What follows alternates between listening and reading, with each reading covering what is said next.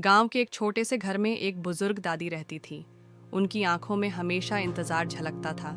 घर की दीवारों पर पुरानी तस्वीरें टंगी थीं, लेकिन उनमें से एक तस्वीर को देखकर वो रोज आंसू बहाती थीं। वो तस्वीर उनकी बेटी गुड़िया की थी, जो बचपन में ही एक मेले में उनसे बिछड़ गई थी। दादी हर शाम आंगन में बैठकर आसमान से बातें करती और भगवान से प्रार्थना करती, हे भगवान, एक बार मेरी बेटी से मिला दो, चाहे मेरी आखिरी सांस ही क्यों ना हो। समय बीतता गया। दादी बूढ़ी हो चुकी थीं। गांव में लोग उन्हें बहुत सम्मान देते थे, लेकिन अंदर से वो बहुत अकेली थीं। एक दिन गांव में एक समाज सेवी संस्था आई। वे खोए हुए बच्चों और उनके परिवारों को मिलाने का काम करती थीं। उन्होंने दादी से बातचीत की और उनकी बेटी के बारे में सुना। दादी ने कांपते हाथों से अपनी बेटी की बचपन की तस्वीर उन्हें दी। कुछ हफ्तों बाद संस्था ने दादी को बुलाया।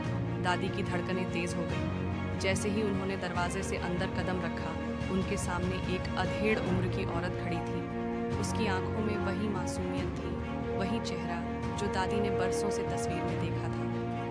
वो औरत धीरे से बोली, अम्मा, मैं ही आपकी बेटी गुड़िया हूँ। दादी ने जैसे ही यह सुना, उनकी आंखों से आंसू झरझर गिरने लगे। उन्होंने अपनी बेटी को गले से लगा लिया, जैसे बरसों की तपती धूप में किसी ने ठंडी छाया दे दी। गांव के लोग यह दृश्य देखकर भावुक हो उठे। माँ बेटी एक दूसरे से लिपट कर रो रही थी। गुड़िया ने दादी से कहा, अम्मा, मुझे माफ कर दो। मैं भी आपको हर जगह ढूंढती रही, लेकिन हालात ऐसे बने कि कभी मिल न सकी। दादी ने मुस्कुराते हुए बेटी का चेहरा अपने हाथों में लिया और बोली, बेटी, अब शिकायत कैसी? मेरी जिंदगी का सबसे बड़ा सपना पूरा हो गया। अब मुझे चैन से मौत भी आ जाए तो कोई गम नहीं।